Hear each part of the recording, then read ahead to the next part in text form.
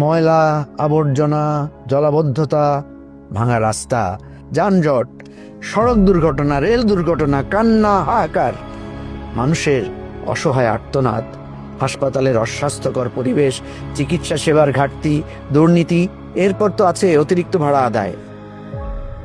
এগুলো কোনো খবরের শিরোনাম না, এগুলো আমাদের ফেনী শহরের নিত্যদিনের বাস্তবতা।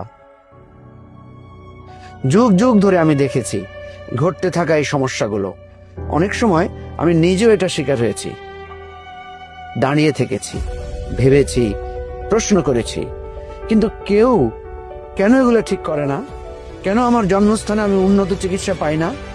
কেন এখানে নেই সুশৃঙ্খল সড়ক ব্যবস্থা? কেন নেই ট্রাফিক শৃঙ্খলা? কেন এত দুর্নীতি? না, আর প্রশ্ন না, আর অভিযোগ না।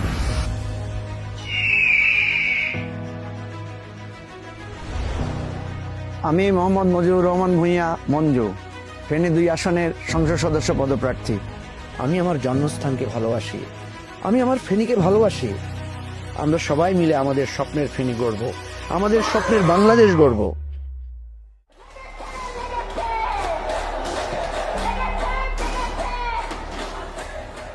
২৪শে জুলাই আমাদের সামনে একটা সম্ভাব্য সুযোগ এনে দিয়েছে। শহীদদের রক্তের বিনিময়ে অর্জিত এই সুযোগ আমরা হারাতে দেব না।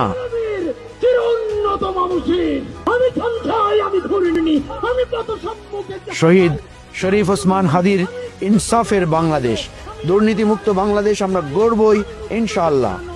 দেশের প্রতিটি জেলা, প্রতিটি উপজেলা, প্রতিটি মানুষ যদি অন্যায় আর দুর্নীতির বিরুদ্ধে দাঁড়ায়, তাহলে ইনশাআল্লাহ এ দেশ বদলাবেই। আর এই স্বপ্নের দেশ, এই স্বপ্নের ফেনী গড়া, এটাই আমার একমাত্র লক্ষ্য। ফেনী শহরকে আমরা একটা আদর্শ শহরে রূপান্তরিত করব ইনশাআল্লাহ।